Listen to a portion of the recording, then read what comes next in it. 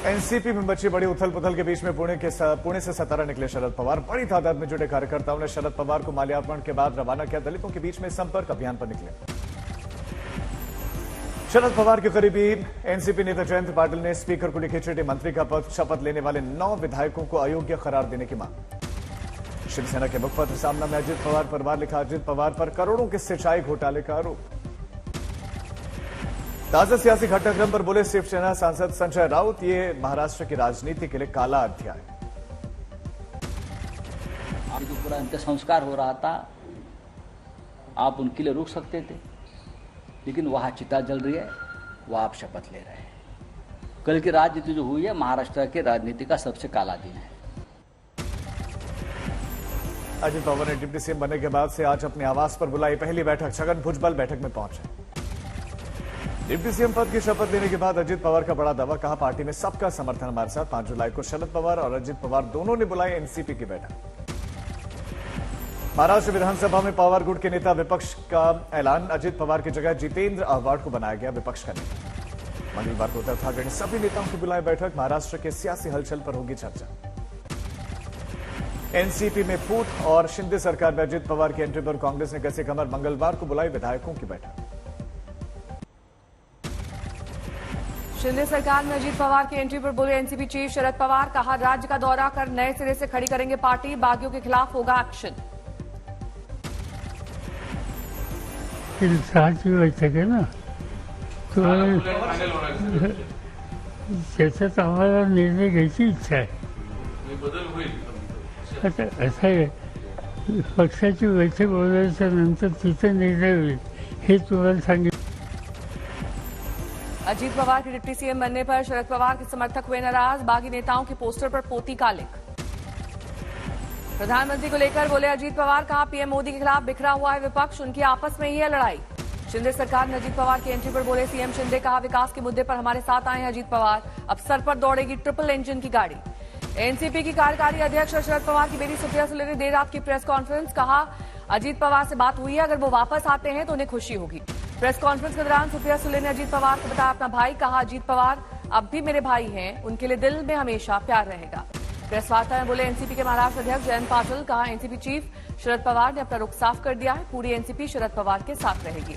NCP के प्रदेश अध्यक्ष जयंत पाटिल ने शपथ लेने वाले नेताओं के खिलाफ दायर की अयोग्यता की याचिका। अजीत पवार और 9 अन्य विधायकों के खिलाफ दायर की गई है ये याचिका। 5 जुलाई को पार्टी कार्यकर्ताओं की बैठक में बोले जयंत पाटिल, हम सब पवार साहब के फैसलों का समर्थन करेंगे।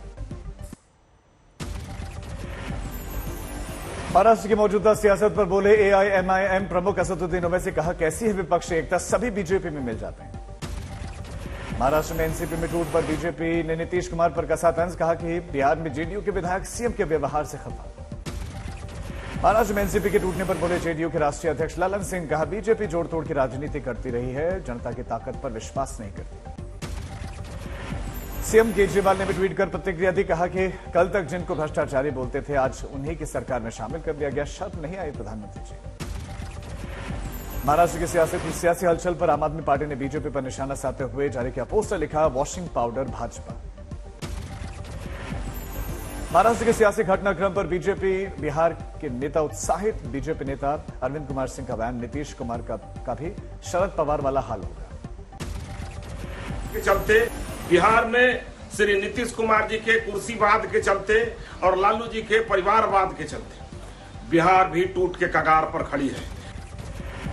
जेडीयू अध्यक्ष ललन सिंह का पलटवार, कहा कि बीजेपी जनता पर नहीं बल्कि जोड़तोड़ की राजनीति पर करती है भरोसा। भारतीय जनता पार्टी जनता की ताकत पर विश्वास नहीं करती है, जोड़ तोड़ पर विश्वास करती है। चिराग पासवान का दावा कि जेडीयू के कई विधायक मेरी और बीजेपी के संपर्क में हैं।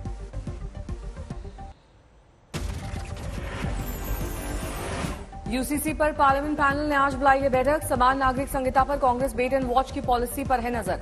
आज पीएम मोदी ने मंत्रियों को बुलाई है बैठक। पीएम ही करेंगे मंत्रियों की अहम बैठक की अध्यक्षता। बैठक नई दिल्ली के प्रगति मैदान में नवनिर्मित कन्वेंशन सेंटर में आयोजित की जाएगी। हर मंत्रालय के कामों के बारे में पीएम मोदी लेंगे जानकारी। बेंगलुरु में आज कर्नाटक के बीजेपी विधायक दल की होगी बैठक। विधायक बेंगलुरु में नेता प्रतिपक्ष का करेंगे चुनाव। चुनाव से पहले राज्य के पूर्व सीएम बीएस येदियुरप्पा ने जेपी नड्डा से की मुलाकात। चुनाव को लेकर की चर्चा। सीएम केजरीवाल ने मोदी सरकार पर सारा निशाना, कहा अंग्रेजों ने 250 साल में जितना लूटा उसको ज्यादा मोदी सरकार ने 9 साल में भारत को लूटा है। खम्बा में राहुल गांधी ने फूका चुनावी बिगुल, कार्यकर्ताओं के साथ की सार्वजनिक बैठक। सार्वजनिक बैठक के दौरान राहुल गांधी ने किया ऐलान, कहा मजदूरों को दिया 4000 रुपए की पेंशन का वादा। राजस्थान के भरतपुर में केंद्रीय मंत्री पीयूष गोयल ने पूर्व सैनिक कर्मियों से की बातचीत, देश के लिए उनकी सेवा की सराहना की। सोनेलाल पटेल जयंती पर बोले गृह मंत्री शाह, कहा बीजेपी, अपना दल और निषाद मिलकर खिलाएंगे 2024 में लोकसभा चुनाव में कमल। गुजरात के भावनगर में भारी बारिश से बढ़ा नदियों का जलस्तर, तेज बहाव होने के कारण सड़क के ऊपर से बह रही है नदियां। बहाव की चपेट में आई एक गाड़ी जिसमें सवार थे 6 लोग। मौके पर मौजूद लोगों ने हिम्मत दिखाते हुए सभी लोगों को बचाया। गुजरात के सूरत में बारिश के कारण बुरी हालत में नजर आया बस डिपो, दलदल में फंसी दिखी गाड़ियां, बस। मध्य प्रदेश के जबलपुर में लगातार हो रही बारिश ने बरपाया कहर, मुख्य मार्ग क्षतिग्रस्त। गुरदासपुर में गैंगस्टर मुख्तार अंसारी पर खर्च किया गया 55 लाख रुपए पर बोले पूर्व जेल मंत्री सुखविंदर सिंह रंधावा, कहा कि जब मुझे नोटिस आएगा तो जवाब देंगे। रांची में पूर्व शिक्षा मंत्री स्वर्गीय जगन्नाथ महतो की पत्नी होगी झारखंड की अगली शिक्षा मंत्री, आरजेडी ने स्वागत किया। फिरोजाबाद में खाली प्लॉट में बरसात का पानी भरा, 3 साल के बच्चे की डूबकर मौत। इटावा में लोकसभा सांसद रामशंकर कठेरिया ने नहर पुल का शिलान्यास किया, ओवैसी के बयान पर उन्हें हिंदू बनने की सलाह दी। रेवाड़ी पहुंचे बीजेपी प्रदेश अध्यक्ष ओपी धनखड़, पन्ना प्रमुख सम्मेलन कार्यक्रम में शामिल।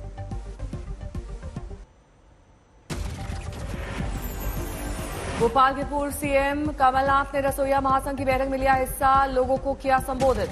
मंडी में 1 रैंक 1 पेंशन पार्टी को लेकर पूर्व सैनिक भूख हड़ताल पर, जिला मुख्यालय में सैकड़ों पूर्व सैनिकों ने दी 23 जुलाई को देश भर में विशाल धरना प्रदर्शन की चेतावनी।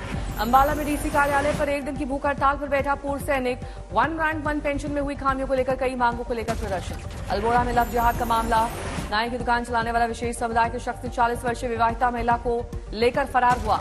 झालावाड़ में कलेक्टर आलोक रंजन ने स्पोर्ट्स स्कूल का किया निरीक्षण, क्रिकेट मैदान, swimming pool, squash court, football मैदान में भ्रमण कर सुधार करने के दिए निर्देश।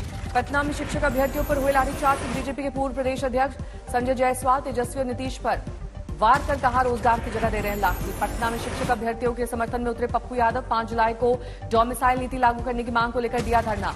पटना में शिक्षक अभ्यर्थियों ने किया ऐलान, डोमिसाइल नीति लागू करने की मांग को लेकर 13 जुलाई को करेंगे विधानसभा मार्च। गुरदासपुर में मणिपुर हिंसा के विरोध में ईसाई समुदाय का प्रदर्शन, उपायुक्त आवास तक निकाला कैंडल मार्च।